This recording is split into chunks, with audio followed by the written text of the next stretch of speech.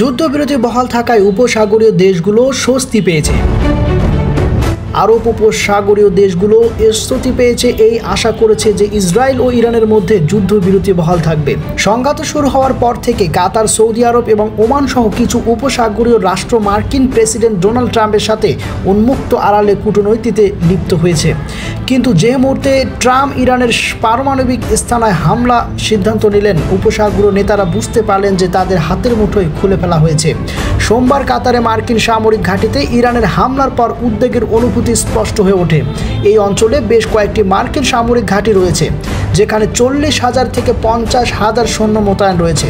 কাতারে মার্কিন ঘাঁটিতে ইরানের হামলার সিদ্ধান্ত অনেকের কাছে অবাক করে। কাতার এরা নিরপেক্ষ মতাবস্থা হিসাবে একটি অনন্য অবস্থান তৈরি করেছে। মার্কিন যুক্তরাষ্ট্র এবং ইরান উভয়ের সাথে ঘনিষ্ঠ সম্পর্ক বজায় রেখেছে বলে দাবি করা হয়েছে, কিন্তু তেহরান এটিকে দোহার সাথে তার সম্পর্কের ক্ষতি না করে একটি বার্তা পাঠানোর উপায় হিসাবে দেখেছিলেন। তারা মার্কিন যুক্তরাষ্ট্র এবং কাতার উভয়কেই আগাম নোটিশও দিয়েছিলেন। নোটিশটি কাজ করেছে বলে মনে করা হয়েছে। কাতার এই হামলাকে তার সার্বভৌমত্ব এবং আন্তর্জাতিক আইনের স্পষ্ট লঙ্ঘন বলে অভিহিত করেছেন।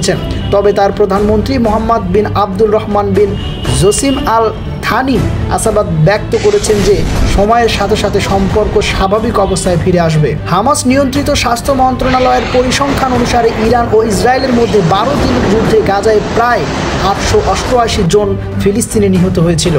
বিবিসি গত 2 সপ্তাহ ধরে দক্ষিণ অঞ্চলে খান ইউনিস শহর মানুষের সাথে তাদের জীবন নিয়ে কথা বলেছে। নাদের রমজান নামে এক ব্যক্তি বলেছে, গাজায় সব কিছু খারাপ হয়ে গেছে বলে মনে করা হচ্ছে।